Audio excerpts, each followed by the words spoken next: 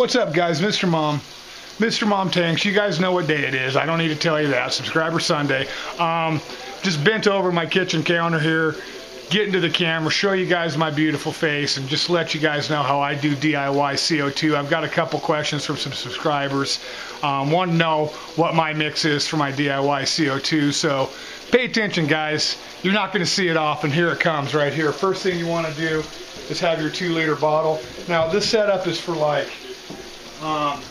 probably best for anything from like a 36-gallon tank all the way up to like a 55-gallon tank. Anything smaller or larger than that, you're probably going to have to do some modifications. But start out the 2-liter bottle. Basically what I do is I fill it up first halfway. It's halfway filled with water, lukewarm water, probably about like tank temperature, somewhere right around there is probably good. Got another cup here, just an empty glass. Fill that up with the same kind of water, which I'm doing right now. Filling that up with water, the funnel action, just to make it a little cleaner. So basically what I do, you take your sugar. I'm going to try and do this as quick as possible, guys. I take a half cup of sugar, put it in the glass of water.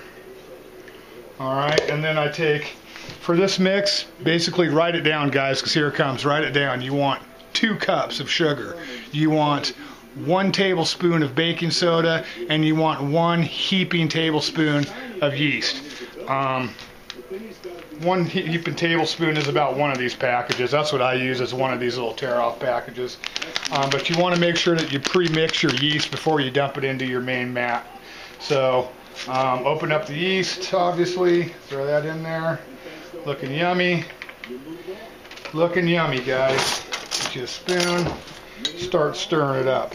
Got some shout outs for you guys this week. I didn't forget about you guys. Mr. Mom Tank's going to show you some love. Just want to show you the quick mix here, so before I get to that.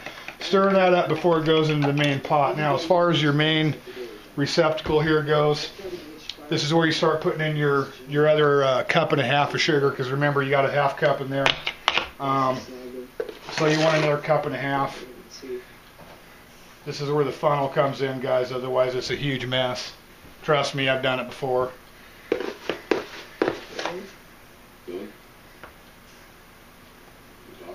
Okay, that's about a cup and a half of sugar in there. Go ahead and dump about a tablespoon of baking soda in there.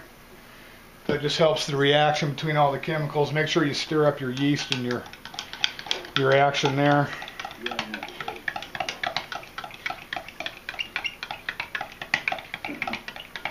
Give it a good stir till it looks like chocolate milk.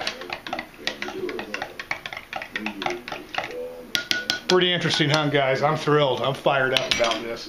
And then pour this into your mix here. Actually, before I do that, I usually give it a little stir up, because the sugar and the baking soda's in there. I just don't want it settling on the bottom, as you guys can see. So I just give it a little shaky. Take your funnel, take it over to the sink just in case you have a spill, and then dump the rest of this into your bottle.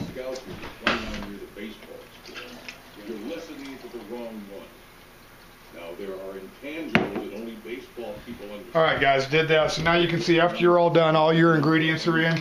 Your bottle should be about 3/4 of the way full. If it's any more than that, you got too much. You need room to have the gases and everything expand in here and shoot up through the top. So make sure it's only about 3/4 of the way full. You're going to want to cap that bad boy and then mix it up a little bit, guys. Give it a mixy. Mix up everything good so the sugar's not settling at the bottom of your bottle.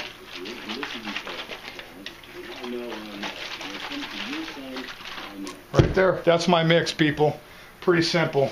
You can see how long it took me to do it. So just again, real quick, you got 2 cups of water. I'm sorry, 2 cups of sugar, a tablespoon of baking soda, and a big heaping tablespoon of yeast. And then warm water, 3/4 of the way full, and then of course your lid and everything built. I'll show you that. I'll cut to another video when I put this on my tank and show you guys my lid. So there you go, guys. Mr. Mom Tanks. I'm going to cut over to the tank real quick, show the bottle hooked up and performing, and I'll catch back up with you people then. Peace.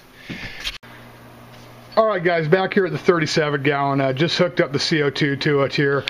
Just giving you a quick general shot of the tank here real quick.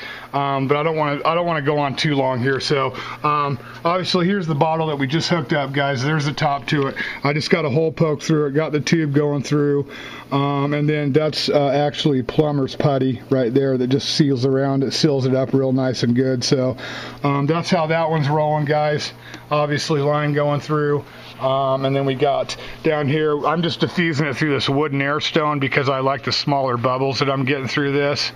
Up through the submersible power head, which is a 90 gallon per hour power head, and then you can see the CO2 coming out of there. So that's just a real basic way to do it, guys. That's one way to do it. That's not the best way to do it, but it is a way. So that's the way I'm doing it right now, and it's working just fine for me.